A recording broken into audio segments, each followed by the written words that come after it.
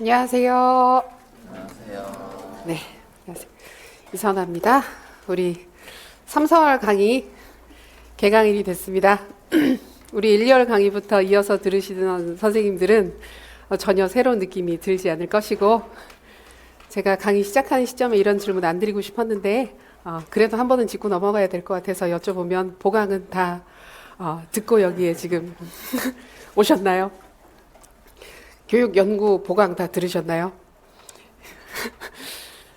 형성평가 다 풀어보시고 답은 다 맞춰보시고 오셨나요?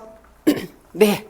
꼭 지금 다 하라는 얘기이기보다는 한 번 더 우리 경각심을 불러일으키고 한 번 더 확인을 하자는 느낌에서 시작하자마자 이런 말씀을 드렸고, 자, 오늘 3, 4월 강의 개강하는 날인데 항상 보면 공교롭게도 요즘 대체 공휴일이나 공휴일이 개강일이 되는 경우들이 꽤 있어요. 5월 달도 보통 그런 경우들이 많습니다. 5월 5일 언저리이기 때문에. 그래서 많이들 당황하세요. 아니, 여기는 무슨 하원이 계속해서 수업이 계속 있느냐. 휴일에도 수업이 계속 있는가 하고 걱정을 하시는 경우들이 이렇게 이상하다고 생각하시는 경우들이 많은데, 저희 어지간하면 하죠. 그래서 앞으로는 그거예요. 추석 때 연휴가 걸리면 그때는 아마 쉴 거고요. 그걸 제외한 나머지 휴일들, 광복절이라든지 그런 날들 대부분 다 그냥 수업이 있으니까 그렇구나라고 생각하면서 우리 덤덤하게 공부에 임해보면 좋겠습니다. 그래서 3월달 강의 시작하게 돼서 반갑고, 또 대부분 다 이제 공부를 지금 하시다가 이어서 공부를 하시건 아니면 이제 작년에 시험 경험이 있으시고 3월부터 다시 공부를 시작하시는 경우들도 좀 있으실 텐데, 지금 시점이 되면 좀 더 이렇게 새로운 마음으로 공부 시작하는 시점이잖아요. 그래서 지금부터, 사실 또 지금 항상 지금부터가 제일 중요한 거니까 오늘부터가 제일 중요한 거기 때문에 오늘부터 한 번 더 힘내서 열심히 해보자 라는 마음으로 힘차게 해보도록 하겠습니다. 자, 그런 흐름으로 다들 아실 것이고요. 오늘 받으신 자료를 먼저 같이 확인을 하고, 그다음에 오늘 강의 어떻게 진행되는지, 그리고 3, 4월 강의가 어떻게 구성되게 되는지, 진행되는지 말씀드리도록 하겠습니다.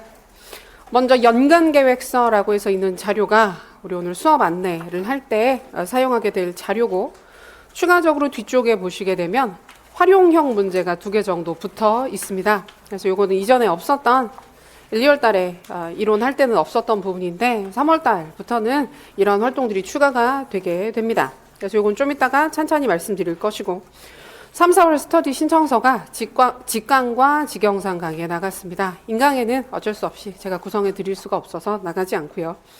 직강, 직영상 우리 1, 2월 달에도 구성해 드렸는데, 새롭게 구성을 하고 싶으시거나 새로 참가를 하고 싶으신 경우에 스터디 신청해 주시면 되겠습니다. 오늘 내일 고민해서 오늘 내일 중으로 제출해 주세요. 가능하면 다음 주에 추가해서 내시는 경우들도 있는데, 아무래도 그러면 구성할 때 조금 어려운 부분들이 있어서 스터디 구성이 원활하게 되지 못할 수도 있거든요. 그래서 관심 있으신 경우에는 오늘이나 내일 제출을 해주시면 되겠습니다. 필수가 아닙니다. 필수 사항이 아니고 자기 공부 상황이나 공부 스타일에 따라서 진행을 해주시면 되겠습니다. 자, 그리고 오픈형 답안 서술 연습 1주차라고 해서 교육과정 부분 짧은 글쓰기, 활용형 글쓰기 연습 자료가 나갔습니다.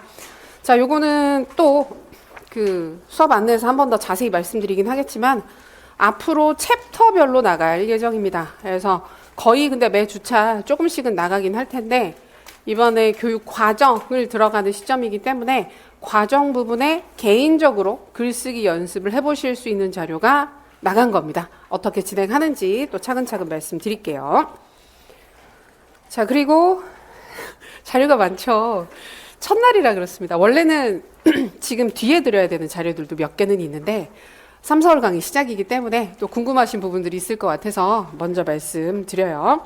자, 교육과정 익히 빈칸 인출 자료가 나갔습니다. 1, 2월 달에 익히 완전 빈칸 자료를 보신 경험이 있으실 텐데, 그때는 전부 빈칸이었죠. 근데 지금은 어때요? 상당히 많이 채워져 있습니다. 상당히 많이 채워져 있어서 자, 3, 4월 기준으로 개인 공부하셨을 때 지금 여기에 비어있는 내용들을 채우실 수 있으면 좋겠다라는 기준점을 드리는 자료입니다. 그래서 개인 인출하시고 개인 공부하실 때 좀 활용을 하시라고 드린 자료가 되겠습니다. 5, 6월 달에도 나가거든요. 근데 5, 6월 달에는 여기보다 좀 더 비어있어요. 그래서 그때 기준으로 어디까지 인출이 되면 좋겠다라는 가이드를 드립니다. 7, 8월 달에도 또 드립니다. 근데 그때도 또 비어 있어요. 좀 더 비어 있어요. 그러니까 그런 식으로 해서 조금씩 진행을 해 나가는 자료라고 보시면 되겠습니다. 그리고 이거 관련해서 질문이 한 번씩 나와서 같이 말씀드리면 요 익히 빈칸이 완전히 채워진 자료가 이 책자입니다. 익히 책자인데 요거는 그냥 암기하시는 용도로 쓰셔도 되고 편한 용도로 그러니까 필요에 따라서 사용을 하시면 되는 자료입니다. 신간 나왔는데요. 작년 거 가지고 계신 경우에도 내용이 추가된 부분이 일부 있어요. 일부. 그러니까 본 교재에도 추가된 사항들이 있기 때문에 일부 있는 거라 그 부분들 개인적으로 추가해서 보시면서 암기하시면 크게 무리가 없을 거예요. 그리고 이제 마지막 오늘 드린 자료 중에서 현장 활용형 참고 자료라고 해서 교육과정 영역에 해당하는 자료가 나갔습니다. 스르륵 넘겨보시면 이게 뭐야 이러면서 IB 국제 바칼로레아 교육과정 내용도 있고 초학문적 융합 수업의 사례, 고교 학점제 얘기도 있고 22 개정 교육과정에 따른 교육과정 구성 변화, 편성 운영 방법 등등 해서 다양한 교육과정 영역과 관련된 현장 관련된 트렌디한 부분들을 확인하실 수 있는 자료를 드립니다. 요것도 매 챕터 진도 나갈 때마다 드릴 텐데요. 그러니까 오늘은 죄송해요. 목이 아침에 약간 잠겨서 주말에 말을 많이 안 했나 봐요. 그래서 오늘은 개강일이기 때문에 이걸 먼저 드렸어요. 사실은 먼저 드린 건데 과정 끝날 때 볼 거예요.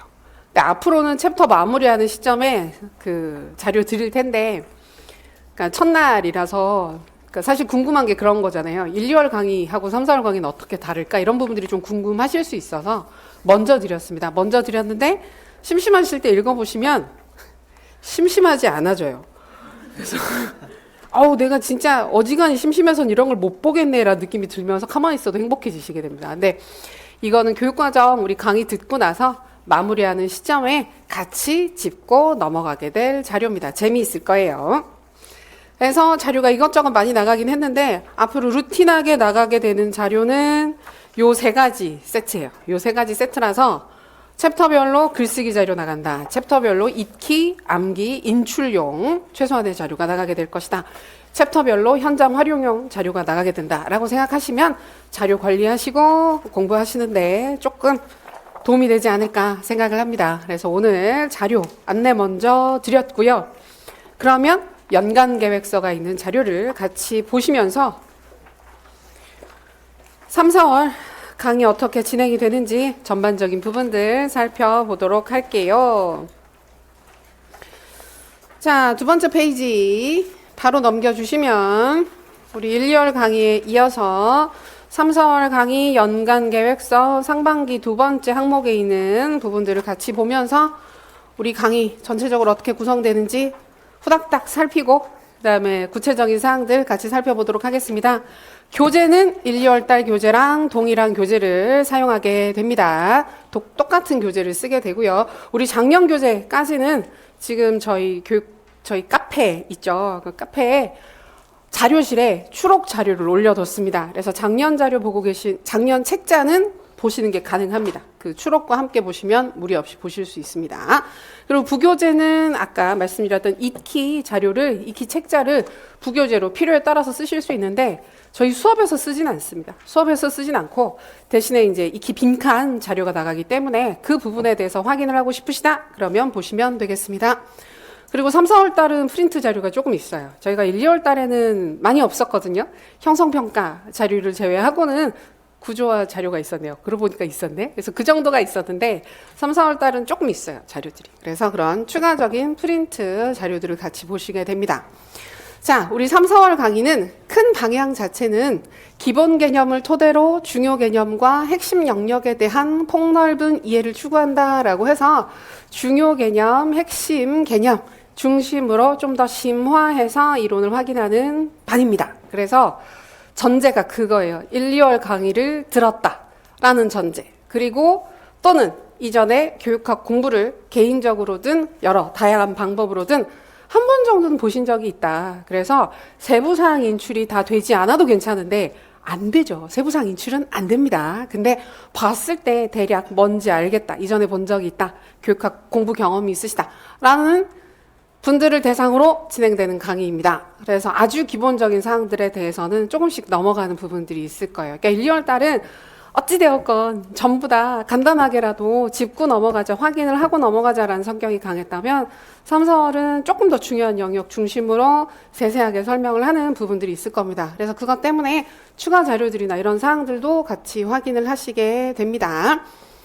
그래서 주요 사항들 확인하게 된다. 그래서 주요 이론들의 세부 사항들을 보시게 되고, 그다음에 아까 추가 자료에도 보셨지만 문제에 대한 접근 연습을 시작하게 돼요. 그래서 문제 자료들도 조금씩 보시게 되고, 그다음에 실제 상황과 관련되는 예를 들어서 아까 교육과정 영역은 최근에 어떤 부분들이 관심이 있을까?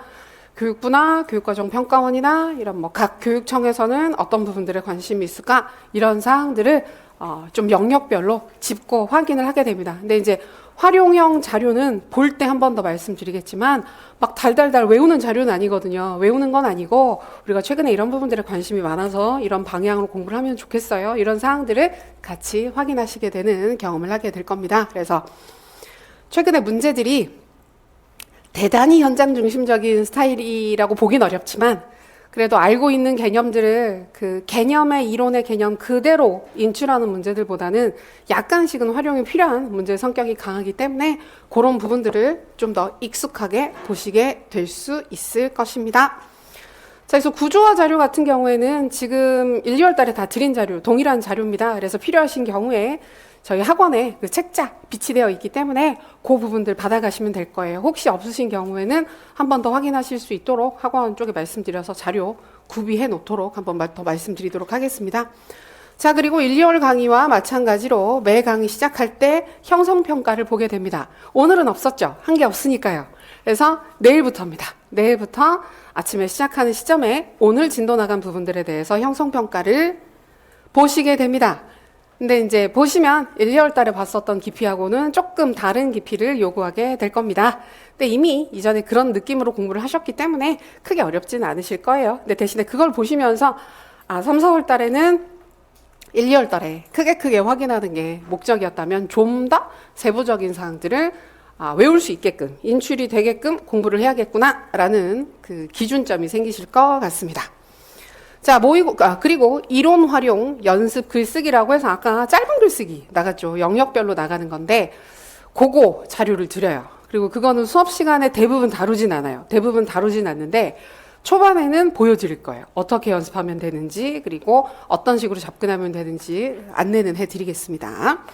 자, 그 다음에 모의고사를 2번 보게 됩니다. 1, 2월 달과 마찬가지죠. 그래서 우리 다음 주 화요일에 1회차 모의고사를 보시게 되고 7주차 화요일에 2회차 모의고사를 동일하게 보시게 됩니다.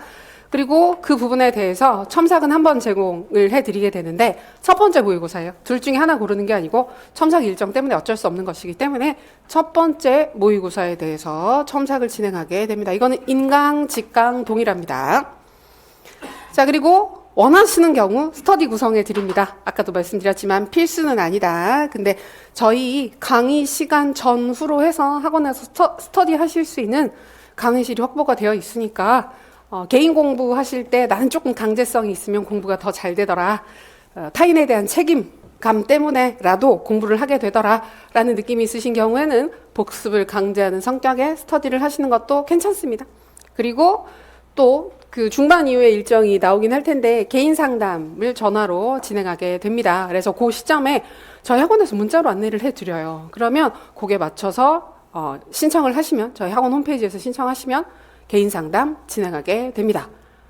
전화로 진행을 할 거예요. 전화로 진행을 하고 이거는 직강직영상을 대상으로만 진행을 할 수 있어요. 어쩔 수 없는 그 상황 때문에. 그래서 그것도 참고하시면 될 것 같아요. 그래서 전체적인 개괄은 이러하고요. 자, 주요 일정이 이어서 나오게 됩니다. 우리 자료 넘겨보시면 4페이지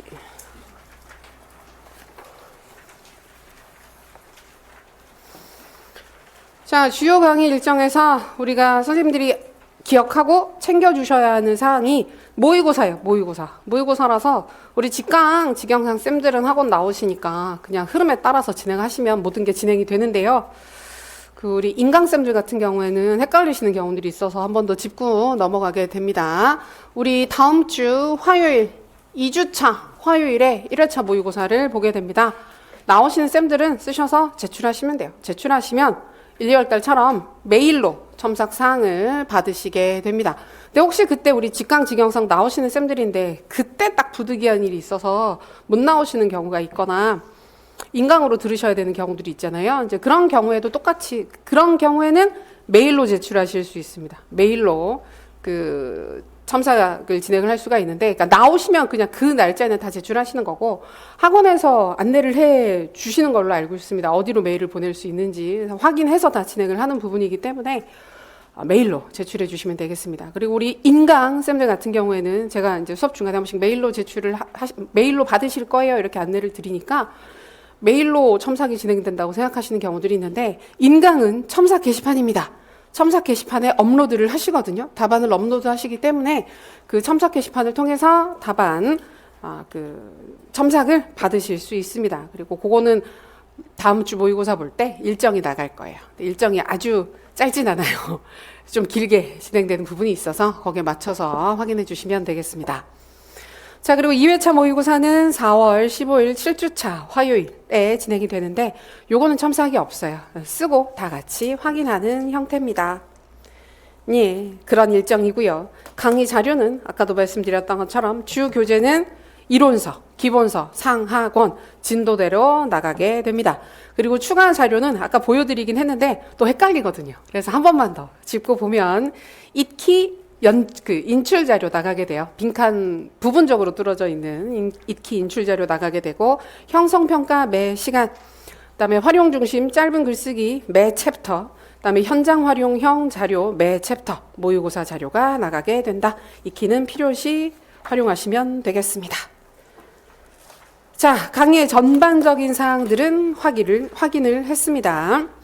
그거 관련해서 공부 방법하고 우리 5페이지 보시면 교육학 공부 방법과 짧은 글쓰기 연습이라고 해서 우리 3, 4월 달에 쌤들이 큰 방향성 가지고 진행해 주셔야 되는 사항들 같이 후닥닥닥 확인을 해 볼게요.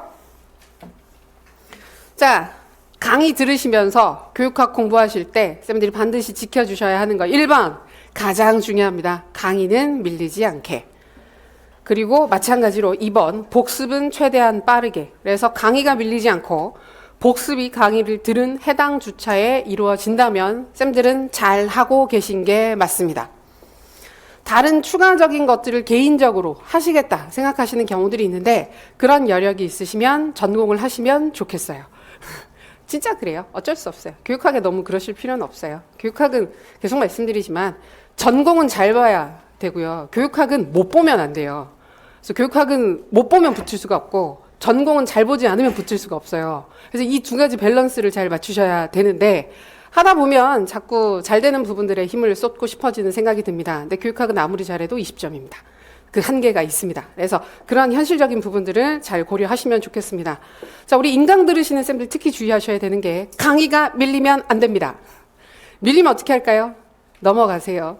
밀린 부분을 붙잡고 있으면 앞으로 나아갈 수가 없습니다. 그래서 2달짜리 강의를 우리 흔히 그런 일이 있죠. 석 달, 넉 달, 길게는 반년 씩 듣는 경우들이 있는데 남의 일이 아닙니다. 저희 애도 그 방학 시작할 때 그 신청했던 인강을 아직 하나도 듣지 않고 내일 개학을 합니다. 그래서 그걸 깨닫고 연장해야 되는 거 아니냐고 지금. 그래서 6월 달까지 들을 수 있대요. 그래서 그때까지는 듣겠지? 하고 생각을 했는데 다들 미심쩍어하고 있어요.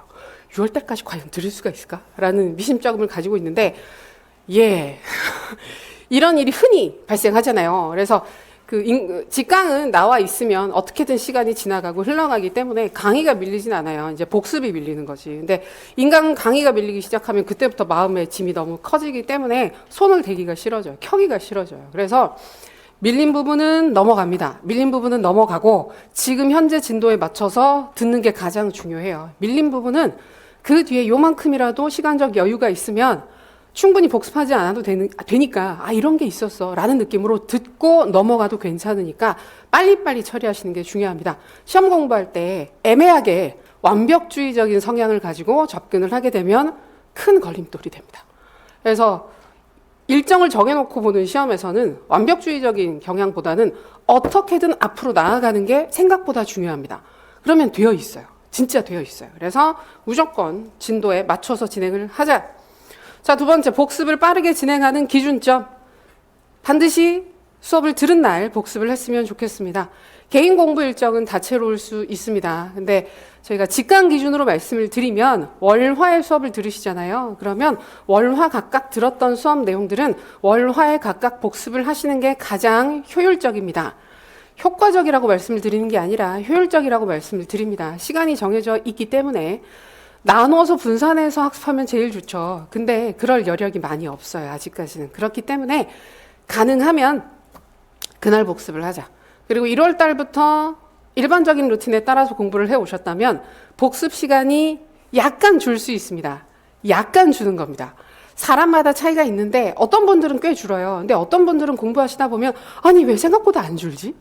분명히 1, 2월 달에 내가 4시간짜리 수업을 듣고 저희 실제로는 한 4시간 정도 수업을 해요. 쉬는 시간 고려를 하면. 그래서 4시간 정도 수업을 들었으면 한 5시간 안에는 끝나야 되는 거 아닌가? 원래 1, 2월 달에는 한 6시간 정도 복습하시는 게 정상입니다. 일반적으로는. 근데 그거보다 약간 줄어야 될 것 같은데 별로 안 주네 라고 생각하시는 경우들이 있는데 안 줄 수 있습니다. 왜냐하면 외우는 양이 늘기 때문에.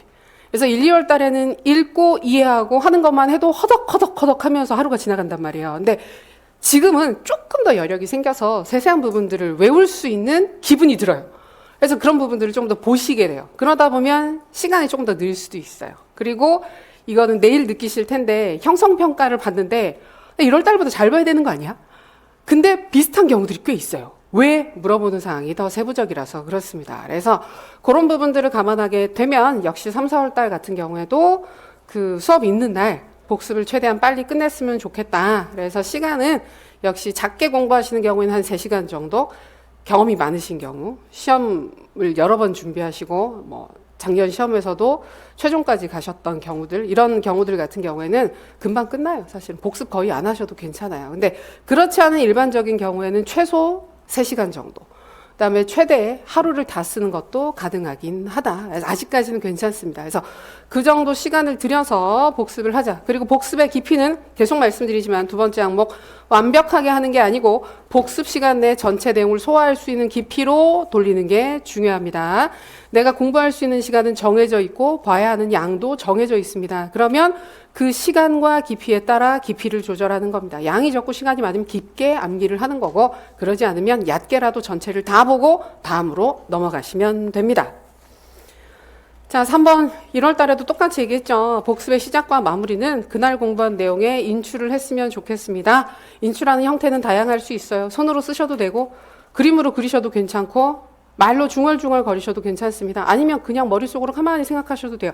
어떤 식으로 하셔도 괜찮으니까 인출, 복습, 인출이라는 구조를 지키시면 공부가 매우 효과적이고 효율적으로 이루어질 수 있습니다. 인출이 안 돼도 인출하셔야 돼요. 인출이 안 돼도 인출을 하라는 건 무슨 말이죠? 아니 어차피 해봤자 인출이 잘 안 되는데 굳이 이걸 해야 돼? 라고 생각하시지 말라는 얘기입니다. 인출이 잘 안 되겠지만 그렇더라도 인출을 하려고 애를 쓰시는 게 중요하다. 자, 그리고 4번 형성평가 직전에 이전 강의 내용을 빠르게 확인하자. 그래서 내일 아침에 저희 9시부터 수업 시작이잖아요. 그럼 보통 9시에 맞춰서 오시는 경우들도 있긴 하지만 조금 여유가 있으시다고 하시면 또는 이동하시는 길에라도 그 전날 봤던 내용들을 형성평가에 나올 수 있는 내용들을 빠르게 훑어보시면 도움이 많이 됩니다. 형성평가에서 그 내용들을 인출하게 되면 자기 있게 됩니다. 자, 그 다음에 5번 내용 확인, 암기 인출의 순서로 공부를 하자. 이건 복습하실 때 포인트입니다. 그래서 복습을 어떻게 하나요? 라고 물어보시는데 결국은 내가 외워서 가지고 있어야 돼요. 근데 1, 2월 달에 이해는 됐다고 생각할 수 있으니까 지금 시점에는 필요한 사항들을 확인하면서 인출 연습하시는데 좀 더 치중을 하셨으면 좋겠다. 6번 그러나 그렇게 생각은 하지만 내가 원하는 수준으로 인출이 잘 안 될 수 있습니다. 조급하게 생각하지 마세요. 안달내지 마세요. 우리 아직 많이 남았습니다. 정말 많은 시간이 남았고 3월 달에 공부 시작하시는 그러니까 아예 처음으로 공부 시작하시는 경우들도 되게 많거든요. 근데 절대 늦지 않았어요. 3월 시작은 늦지 않은 시작이요. 그럼 1월 달에 시작하신 분들은 내가 너무 빨리 시작했나? 아니죠. 그건 아니고 잘 하신 거죠. 잘 하신 거고. 근데 3월 달에 시작하신 분들이 너무 조급해 하시는 경우들이 있어요. 내가 막 지금 뒤처져 있다라고 생각하시는 경우들이 있는데 그렇지 않습니다. 앞으로 우리 볼 시간들이 대단히 많기 때문에 조급해하지 말고 여러 번 볼 것이다. 여러 번 보자. 익숙해지자. 자, 7번. 그러나 누적 복습은 아직은 어렵습니다.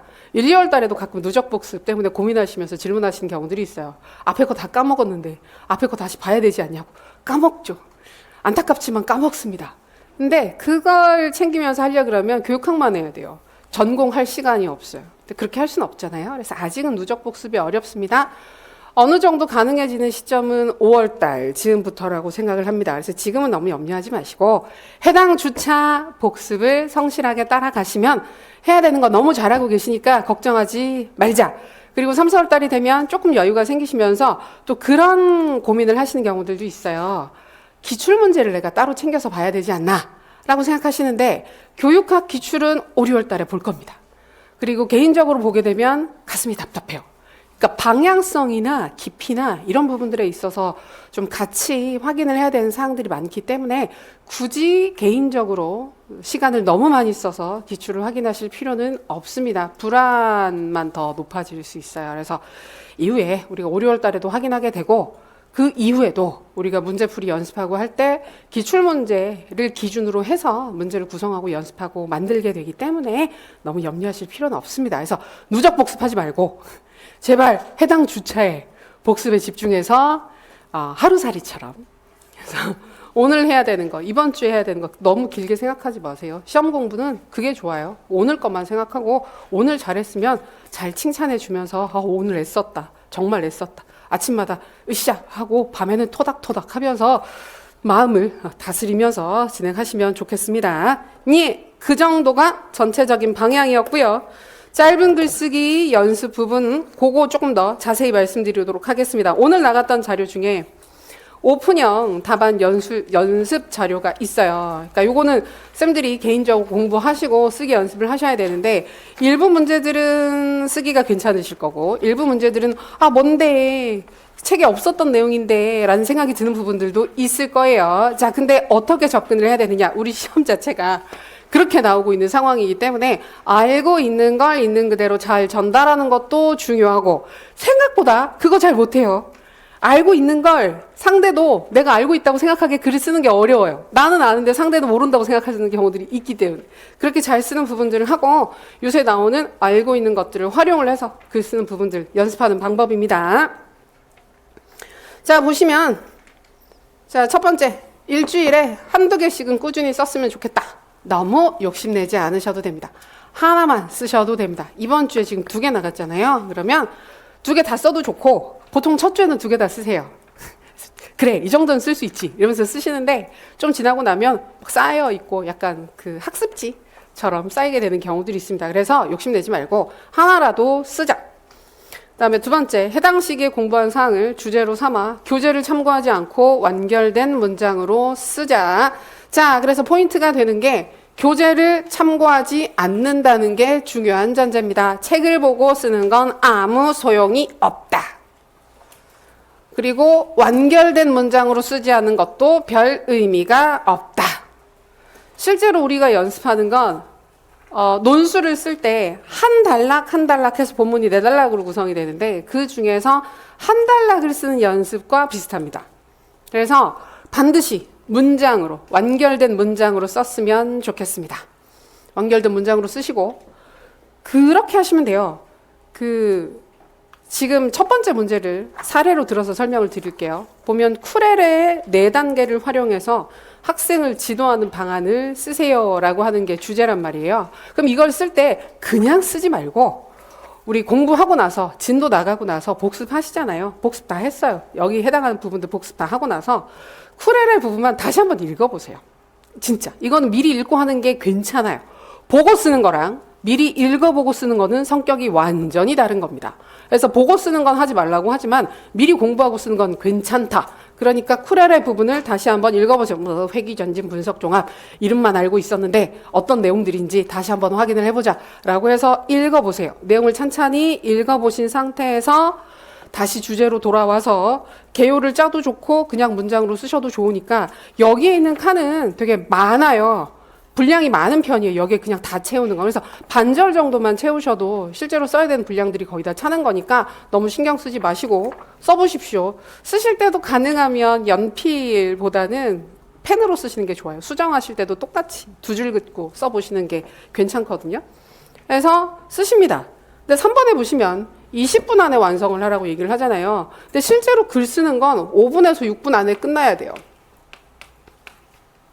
근데 20분이라고 하는 것이 뜻하는 바는 미리 읽는 거, 미리 읽는 시간 포함해서 5분, 6분 쓰는 시간. 그리고 나서 뒤에 보시게 되면 예시 답안 서술 사례가 나와 있어요. 이거는 모범이 아니에요.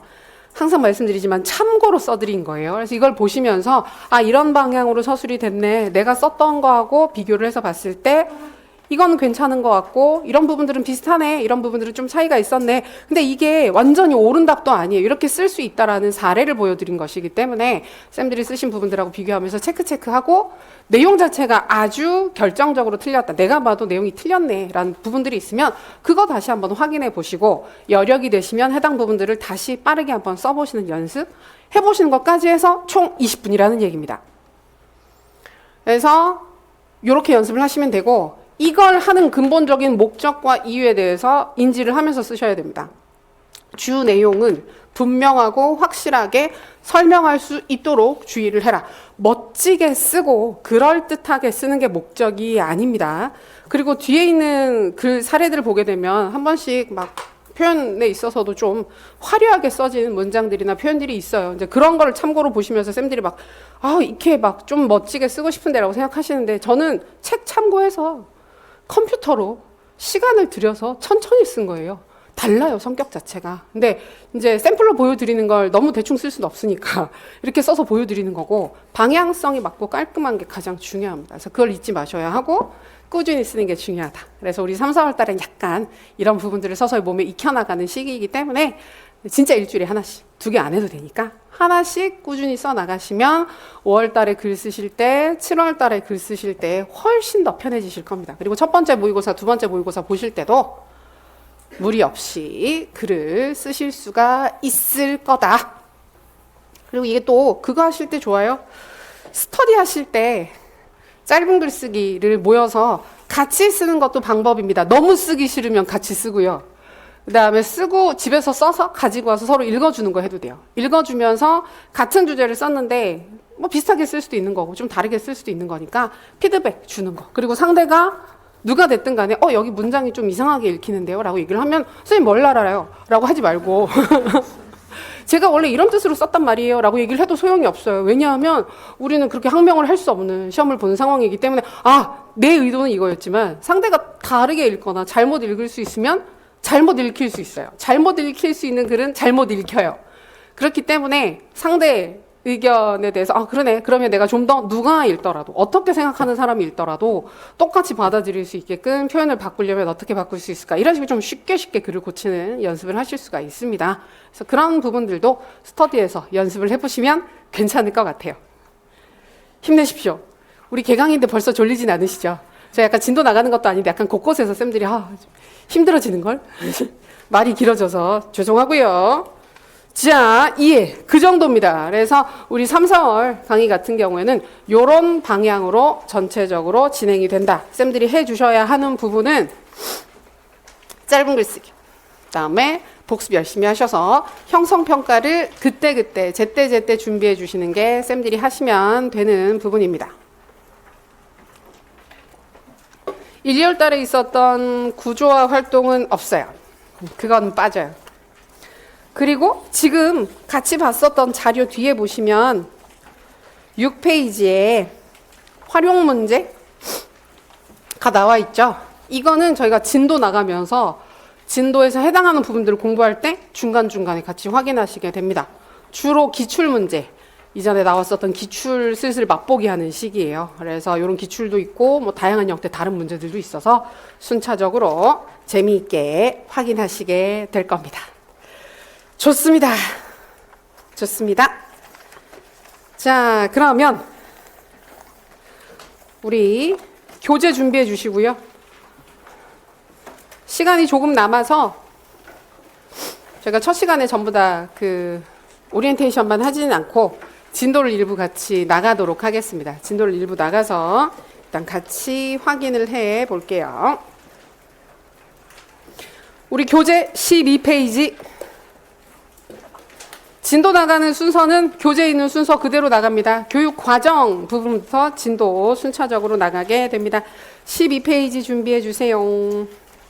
교육 과정이란 무엇인가? 교육 과정의 정의 부분부터 시작을 하고 있습니다. 우리 교육 과정의 개념 부분은 시험에서 물어보기는 좀 어려운 사항입니다. 그래서 이런 것이다 정도만 이해해 두시면 크게 무리가 없을 것인데 지금 기본 개념의 기억과 니은에 있는 전반적인 사항들은 결국 목적을 달성하기 위해서 우리 교육의 목표, 목적을 달성하기 위해서 어떤 내용들을 어떤 계획으로 구성하고 진행할 것인가를 결정하는 것을 교육과정이라고 한다라는 이야기를 하고 있습니다. 그래서 그거 이해해 두시면 무리 없고 더 알아보기에는 검치호랑이 1, 2월 달에 봤었죠. 재미있는 이야기로 교육과정에 대해서 접근을 하게 해줍니다. 넘어가겠습니다. 자, 14페이지 교육과정 개념의 다의성은 여전히 중요한 사항이 될 수 있겠습니다. 1, 2월 달에도 중요하게 봤고요. 한동안은 이 부분은 계속 중요할 것 같습니다. 계속 중요하게 언급이 될 것 같은 부분입니다. 그래서 교육과정에 대한 계획이라는 그러니까 교육 목표를 달성하기 위한 여러 가지 방식들, 계획을 세우는 것을 교육과정이라고 한다고 했는데 이걸 어떤 수준에서 부르느냐에 따라 자, 세 가지. 첫 번째 문서, 그 다음에 두 번째 실천, 세 번째 성과나 산출이라고 하는 세 가지 차원에서 교육과정이 구성이 될 수가 있겠습니다. 문서, 그 다음에 실천, 마지막 성과. 아래쪽에 그림도 나와 있긴 하지만 우리가 이 그림을 생각을 하면서 각각의 사항들을 살펴보면 좀 더 이해가 쉬울 것 같습니다.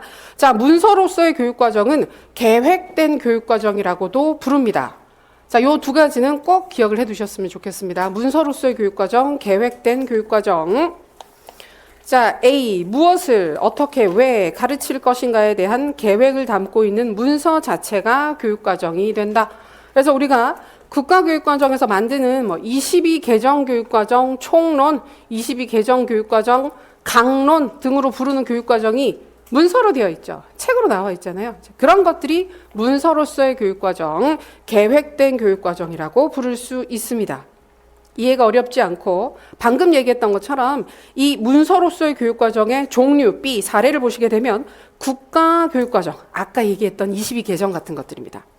그다음에 지역교육과정, 국가교육과정을 기초로 해서 시도교육청이 학교, 관내에 있는 학교를 위해서 마련한 교육과정 편성 운영 지침이 지역교육과정이라고 부를 수 있습니다.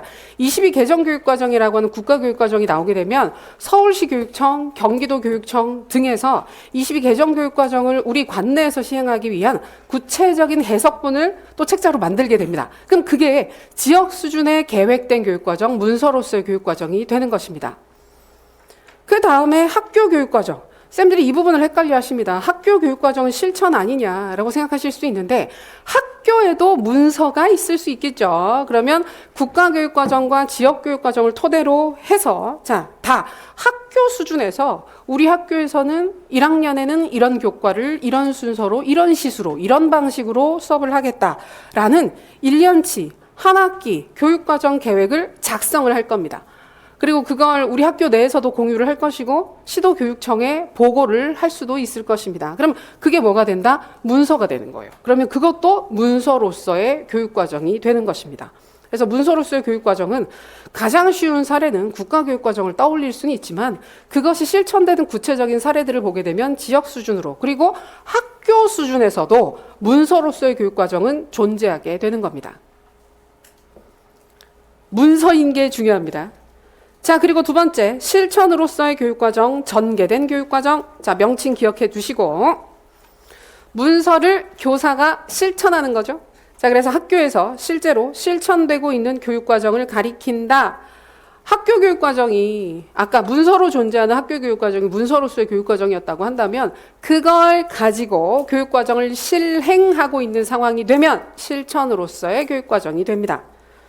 그래서 보통은 B를 많이 보여줍니다. 교실에서 교사가 실제로 가르치는 활동 행위, 교사에 의해서 해석되어 실행되고 있는 교수 활동을 실천으로서의 교육과정, 전개된 교육과정이라고 합니다. 당연한 얘기지만 D. 자, 실천으로서의 교육과정은 문서로서의 교육과정보다 학생들에게 더 많은 영향을 미친다고 합니다. 학생들이 22개정 교육과정 총론을 찾아볼까요? 찾아보고 내가 22개정이니까 이런 목표를 가지고 나는 이런 인재가 되어야겠어 라고 생각하고 역량을 내 몸에 익혀야지 안 그러잖아요. 그거보다는 학교에서 실제로 선생님이 수업 실천하고 있는 행위가 학생들에게 더 많은 영향을 미치게 되는 것입니다. 당연한 얘기입니다. 근데 찾아보는 애들이 없다고 할 수는 없어요. 있을 수 있어요. 자, 그 다음에 디귿, 성과, 산출로서의 교육과정, 실현된 교육과정. 자, 역시 명칭 기억해 주시고요. 자, A, 교수학습 활동에 참여한 결과 학생들이 실제로 갖게 되는 경험이나 성취 포인트가 우리가 이 실천으로서의 교육과정과 성과로서의 교육과정이 대단히 유사하단 말이에요. 교육 현장에서 교실 상황에서 벌어지는 활동이라고 볼 수 있기 때문에 되게 유사하게 볼 수 있는데 성과에서 가장 큰 포인트는 학생이 됩니다. 학생이 실제로 배운 것, 학습하게 된 것, 가지게 된 경험 자체가 성과가 됩니다. 그러니까 완전히 똑같다고 보긴 어려운데 그렇게 설명하기는 어려운데 실천 같은 경우에는 교사가 하는 행위에 좀 더 초점이 맞춰져 있어요. 교사 쪽에서 이런 행위를 해야지 이런 식으로 해석해서 내가 수업을 해야지 근데 그 활동의 상호작용 결과 학생들이 습득하게 된 결국 교육의 산출물 결과물을 보게 되면 이쪽 성과로서의 교육과정에 치우치게 되는 거죠. 그러면 최근의 교육과정 쪽은 어디에 관심을 많이 둘 수밖에 없을까? 이 두 가지 실천과 성과에 관심을 둘 수밖에 없고 특히 학생 중심적인 접근에 워낙 관심이 많은 상황이기 때문에 이쪽 전반이 의미가 높아지게 됩니다. 성과로서의 교육과정에 조금 마음을 써서 봐주시면 좋겠습니다. 그래서 B를 보시면 학생 차원에서 실제로 경험된 것, 성취된 것, 경험한 활동, 내가 배운 결과를 일컫기 위해서 성과나 산출로서의 교육과정이란 말을 사용하게 된다. 좋습니다. 꼼꼼하게 보셨고 이 부분은 여러 맥락에서 활용이 되어 출제가 될 수 있을 듯 합니다. 그래서 문제 맥락을 잘 파악해서 어떤 것들을 물어보는지 어떤 맥락으로 접근해야 되는지를 잘 살펴보시면 좋을 것 같고요.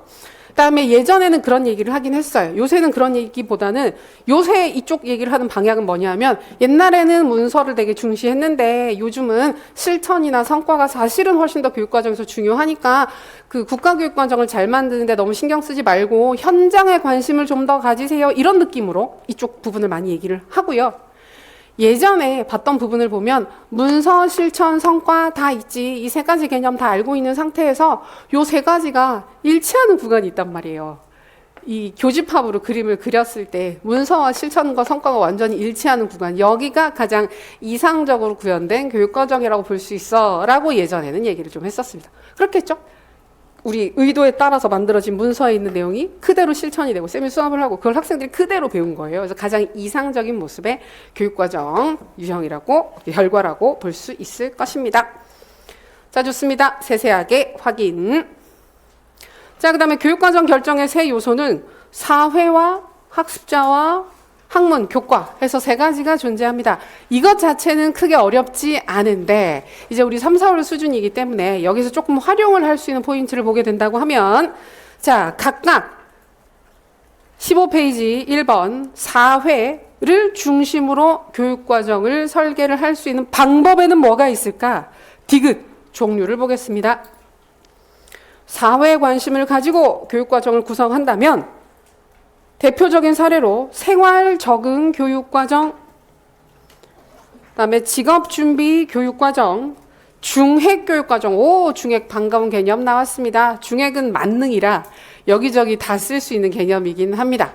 근데 생활 적응이나 직업 준비 쪽이 사회 냄새가 많이 나는 명칭이기 때문에 이쪽 봐두셔도 괜찮을 것 같아요. 자, A 생활 적응 교육과정 사례 보겠습니다. 실생활이 요구하는 지식이나 기능이나 태도, 행동, 양식을 효율적으로 습득해서 실생활 적응을 강조하는 교육과정이 된다. 이건 넓게 보면 우리 이전에 공부했던 경험 중심 교육과정의 사례에 들어가게 됩니다.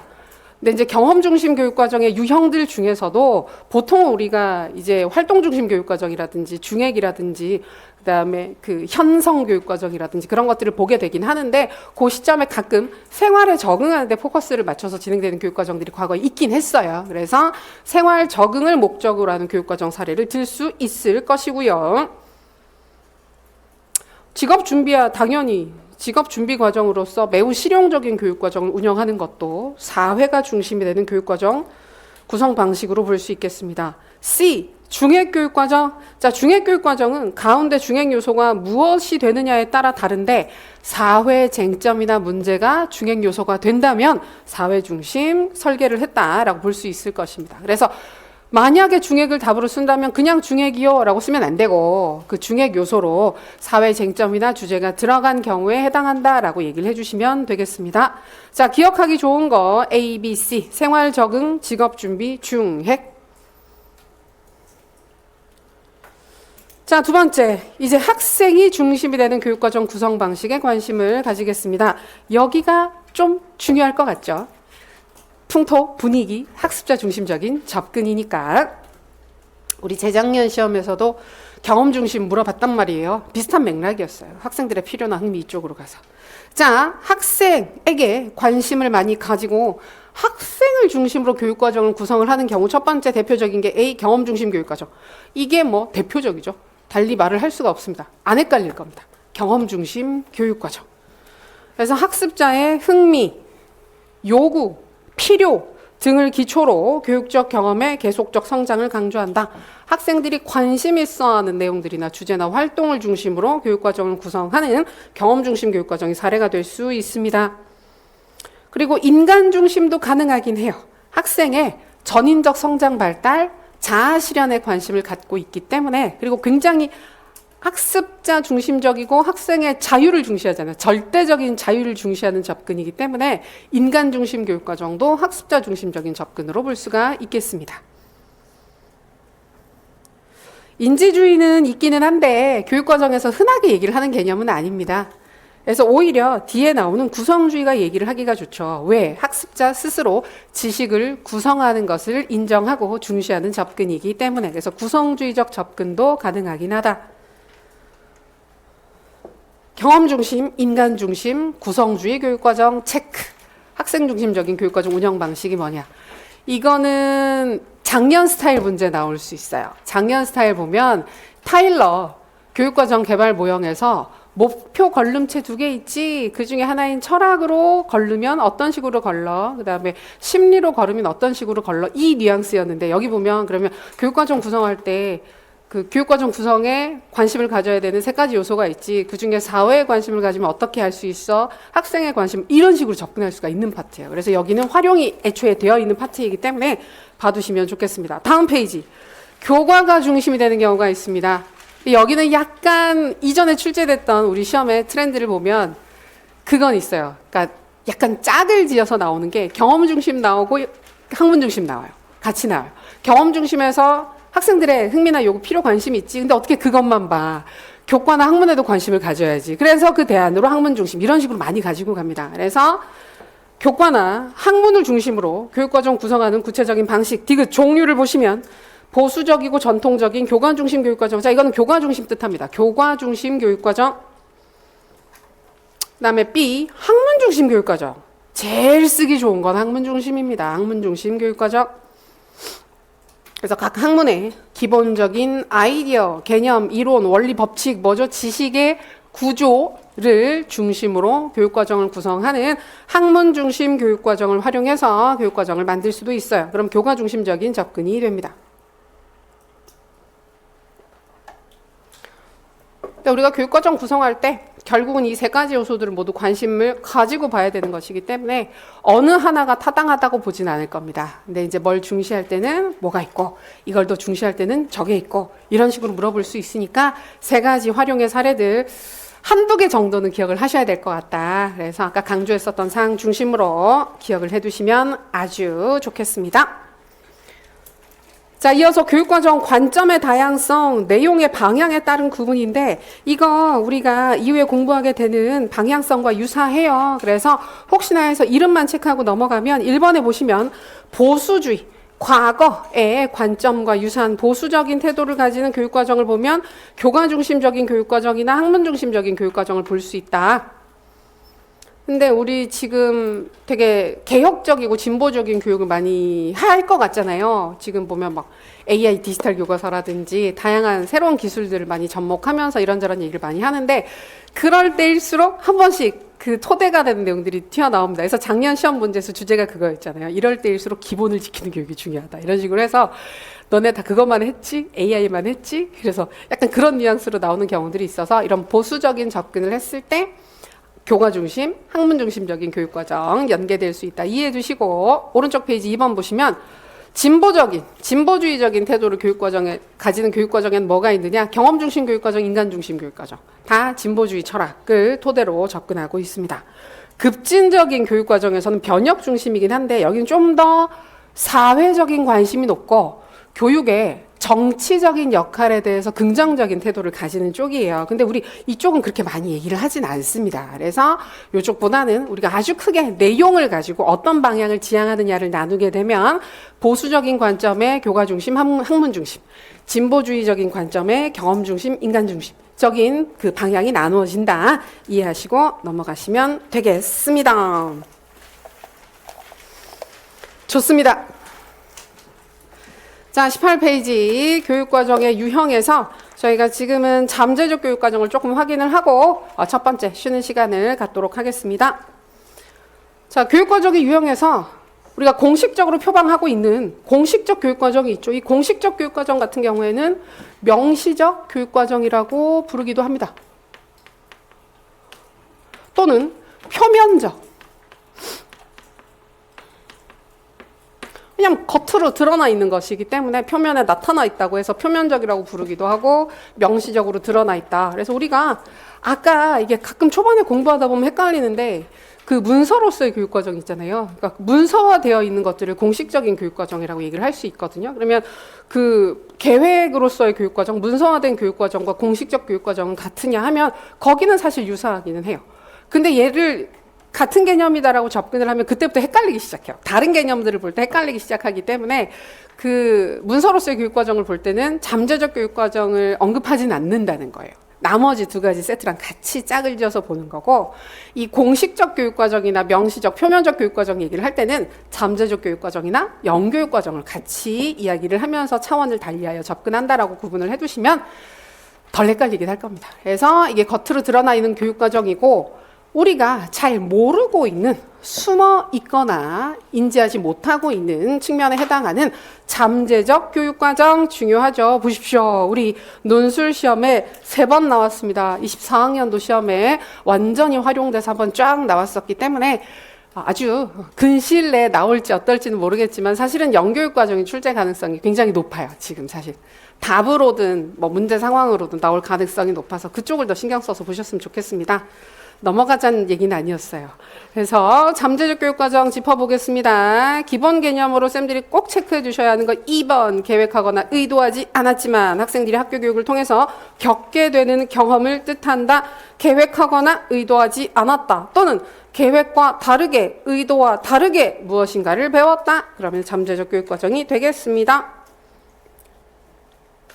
자, 3번에 보시면 잠재적 교육과정은 우리가 깨닫지 못하는 사이 공식적 교육과정에 동반되는 경우가 많다라고 해서 공식적인 교육과정이 진행되고 운영되는 과정에 자연스럽게 우리도 모르는 사이에 발생하게 되는 잠재적 교육과정이 있습니다. 자, 4번은 구분해서 보셔야 됩니다. 잠재적 교육과정 공부하실 때 제일 좀 주의해서 보셔야 되는 기본 개념이 그건데, 잠재적 교육과정에는 그 기본 개념이 있어요. 기본 개념. 기본적 개념이 있어서 의도와 다르게 또는 의도가 없는데 무엇인가를 배웠다.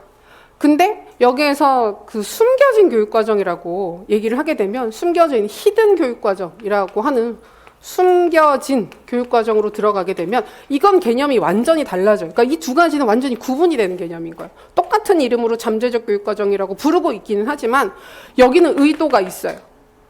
숨겨진 교육과정에는 의도가 있어요. 의도가 있는데 그 의도를 몰래 숨겨서 전달하고 있다라는 주장을 하는 것입니다. 그래서 잠재적 교육과정을 통해서 학교에서 학습되는 내용들 중에 좋은 것도 있지만 사회적인 관점에서 봤을 때 좋지 못한 부정적인 것들도 꽤 있다. 그랬을 때 그 부정적인 결과가 나오는 게 우연이 아니고 고의적으로 의도된 것이다. 누군가가 의도를 해서 나쁜 것들을 전달하고 있는 것이다. 그래서 기억해 보시면 숨겨진 교육과정의 관점으로 잠재적 교육과정을 보는 사람들은 대부분 다 이제 그 사회학이나 이런 데서 보면 갈등 이론가들이 그런 관점으로 많이 보게 되는데요. 현재 학교 교육에 부수되는 부정적인 잠재적 교육과정 때문에 학교 교육에 근본적인 변화가 필요하다라고 봅니다. 그런 관점을 가진 사람들이 일리치, 볼스와 진티스, 애플, 지루 등의 학자가 있습니다. 특히 일리치가 자주 언급되는 경우들이 있어요. 그래서 여기는 그냥 따로 봐주세요. 숨겨진 교육과정은 문제에서 이걸 딱 찍어서 물어보지 않는 이상은 이걸 언급하지는 않습니다. 기본 개념으로 접근한다고 생각하시면 되겠습니다. 자, 그러면서 5번에 구체적인 여러 학자들의 이야기가 나와요. 제일 처음에 잠재적 교육과정을 얘기했던 학자는 잭슨입니다. 잭슨이라는 학자가 처음 얘기를 했는데 머튼, 여기 먼저 나오는 머튼도 비슷하게 보수적인 관점으로 잠재적인 기능을 하고 있다는 걸 얘기를 해주고 있어요. 사회적 제도나 행위가 명시적 기능 외에도 잠재적 기능을 가지고 있다라는 일반적인 얘기를 했고요.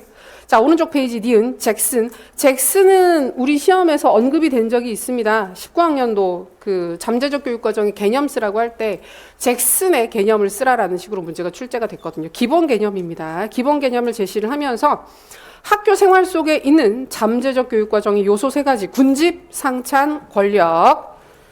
중요하죠? 명칭 키워드 체크를 해 둡니다. 군집, 집단을 이루어서 어울리는 걸 배운다. 상찬, 평가받는 걸 배운다. 잘하기 위해서 애쓰게 되겠죠? 권력, 힘을 가진 존재나 대상에게 복종하는 것을 배운다. 그래서 군집, 상찬, 권력. 이걸 보시면서 잭슨은 부정적으로 봤네라고 생각하시면 안 돼요. 여기에 있는 게 느낌상 막 그 권력에 굴복하는 걸 배워라고 하니까 뭔가 나쁜 것 같잖아요. 근데 그런 뉘앙스는 아니에요. 그런 뉘앙스는 아니고 우리가 더 힘이 있는 어떤 존재에게 계속 반항을 하면 존재 자체가 사라집니다. 그 유지가 될 수 없습니다, 우리가. 그래서 사회 속에서 잘 존재할 수 있는 방식을 배운다. 사회화가 되는 거랑 비슷한 성격이 될 수 있어요. 그래서 B에 보시면 잭슨에 따르면 교실 생활의 특징인 이 3가지는 학교 생활을 성공적으로 수행하기 위해 반드시 배워야만 하는 잠재적 교육과정을 구성하게 된다. 그래서 이 3가지가 학교 교육과정 활동을 통해서 자연스럽게 배워지는, 습득되는 잠재적 교육과정의 요소가 된다. 그래서 D를 보겠습니다. 그래서 이런 부분들이 있기 때문에 교육학자들은 이게 포인트가 됩니다. 의도된 목표가 얼마나 효과적으로 달성되었는가를 파악하는데 자신의 관점을 제한하지 말고, 그러니까 의도한 목표에만 신경을 쓰지 말고 학교 생활을 통해 학생들이 경험하게 되는 모든 내용에 대한 심층적인 분석을 수행할 필요가 있다. 그래서 의도한 부분도 보고 그렇지 못한 다른 부분들에 대해서도 문제가 있는지 좋은 건 없는지 다 분석을 해보라는 것이 포인트가 되겠습니다. 이어서 드리븐도 비슷한 이야기를 합니다. 이분은 사회학자이기도 하고 우리 지난주에 교육 사회학 공부하시면서 교육과 사회화 할 때 드리븐 봤던 기억나시죠? 똑같은 개념입니다. 그래서 학교 교육이 수행하는 사회화 기능의 관점에서 잠재적 교육과정을 분석했다. 다음 페이지를 보시면 그 사회화의 요소로 독립성, 성취성, 보편성, 특정성이라는 4가지 요소가 나옵니다. 그래서 이거는 실제로 학교 교육의 사회화 기능 할 때 더 물어볼 가능성이 높아요. 사회학에서 좀 더 중요하게 보는 개념은 맞는데 잠재적 교육 과정의 사회화 기능을 이야기를 할 때도 드리븐의 맥락에서는 요 네 가지를 얘기를 할 수 있습니다. 독립성, 자기 일은 자기가 알아서 하는 것. 성취성, 좋은 성과를 얻으면 거기에 대해서 보상을 받고 좋지 못한 성과를 얻으면 부정적인 평가를 받는 것. 그다음에 보편성, 같은 특성을 가진 사람이 같은 대우를 받고 특정성, 특수성, 다른 특성을 가진 사람이 다른 대우를 받는다라고 하는 걸 학교에서 배운다는 것입니다. 사회화가 된다. 큰 이슈 없고 리을에 나오는 김종서 선생님의 잠재적 교육과정은 이전에 나왔던 부분들을 쭉 정리하신 내용에 가깝습니다. 그래서 그 맥락에서 같이 전반적인 사항들을 확인을 할 수가 있겠습니다. 그리고 그걸 정리를 해둔 게 D를 보시면 표로 표면적, 공식적 교육과정과 잠재적 교육과정 두 가지를 구분을 해서 정리를 해뒀죠. 그래서 이 부분도 한 번씩 언급은 하기 때문에 관심 있는 부분만 조금 체크를 해보게 되면 공식적 교육과정의 두 번째 항목, 공식적 교육과정은 지적인 영역, 지식과 관련되는 부분들이 많고요. 잠재적 교육과정은 정의적 측면들, 태도, 동기, 마음가짐, 성격 등과 관련된 부분들이 많습니다. 그다음에 세 번째 항목, 공식적 교육과정은 교과와 관련됩니다. 내용과 관련되는 지식이 교과와 연관되니까. 근데 잠재적 교육과정은 문화 풍토와 관련됩니다. 그래서 학교 분위기, 그다음에 선생님이 학생들을 지도하는 방식, 대하는 태도, 말투 이런 것들이 더 많은 영향을 미치게 됩니다. 그리고 공식적 교육과정 아래 단기적이다. 금방 사라지죠. 오래 가면 좋겠는데. 근데 잠재적 교육과정은 좀 더 오래 갑니다. 그다음에 공식적 교육과정 그 다음 항목 교사의 지적 기능으로부터 영향을 많이 받고요. 잠재적 교육과정은 교사의 인격적 측면으로부터 영향을 많이 받습니다. 그리고 마지막에 있는 것도 얘기하기 괜찮습니다. 공식적 교육과정 안에는 나쁜 건 없어요. 도둑질하는 법 이런 거 책에 없잖아요. 근데 잠재적 교육과정에서는 부정적인 부분들을 배울 수도 있어요. 컨닝하는 방법 같은 걸 학교 생활을 하면서 배울 수 있어요. 자연스럽게. 지각했을 때 들키지 않고 들어가는 방법 이런 거 배울 수 있어요. 그러니까 이런 것들이 부정적인 부분들까지도 포함하고 있게 된다는 것입니다. 그 다음에 나오는 부분 요거 중요합니다. 공식적 교육과정과 잠재적 교육과정이 서로 조화되고 상보적인 관계에 있을 때 학생 행동에 강력한 영향을 미칠 수 있다. 내용적으로도 태도적인 측면에 있어서도 동일한 이야기를 반복해서 하고 있다면 더 큰 영향을 미칠 것이다. 표면적 교육과정 자체에 잠재적 기능이 있다는 건 아까 얘기했던 것처럼 어떤 식으로 표면적 교육과정, 공식적 교육과정을 운영을 하더라도 그 과정에서 부산물은 생겨요. 그 의도와 다르거나 의도하지 않았는데 무엇인가 학생들이 배우게 되는 경우들은 반드시 있을 수밖에 없다는 얘기입니다. 그 부분 이해해 두시면 되겠습니다. 1, 2치부터는 잠깐 쉬었다가 이어서 확인을 할게요.